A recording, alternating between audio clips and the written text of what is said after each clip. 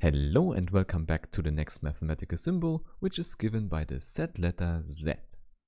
And this symbol represents the integers, also sometimes called the whole numbers. It means it's a set of numbers that extends the set of the natural numbers. Namely, by also including the negative numbers like -2, -1 and so on. And important to remember is that we have all the natural numbers including 0 in this set. Now indeed, this object Z forms a common example of a very important mathematical concept. It's essential throughout mathematics and it's the so-called Coupe. However, here it's important to know that a set can only be a Coupe if it has an additional structure, here given by the addition plus. And then, if we have this additional operation together with 3 properties, we can say that we have a Coupe.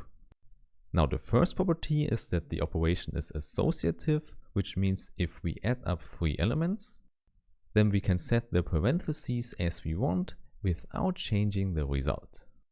So again, here you see A, B, C are integers, and this is the formulation of the associativity rule. Okay, and then the next property is that we have an identity element, also often called a neutral element. And it just means that we have one element that does not change any element while using the addition. And this you already know, it's the number 0 that fulfills this property.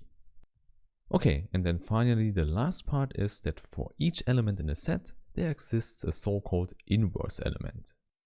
More precisely, it means if you add both elements, you get out the neutral element. So it reads like a plus minus a or minus a plus a gives us 0. So what you should see here is the inverse element of 2 is simply -2. And on the other hand, the inverse element of -1 is +1.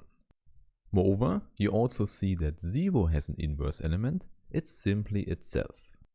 And indeed, this is what we need here. All elements in a set must have an inverse element. And only then we can call the whole thing a Coupe. Now, if you want to know more how to construct this group of the integers, I have a whole video series about this called Start Learning Numbers. So I either see you there or in the next video about mathematical symbols. So have a nice day and bye!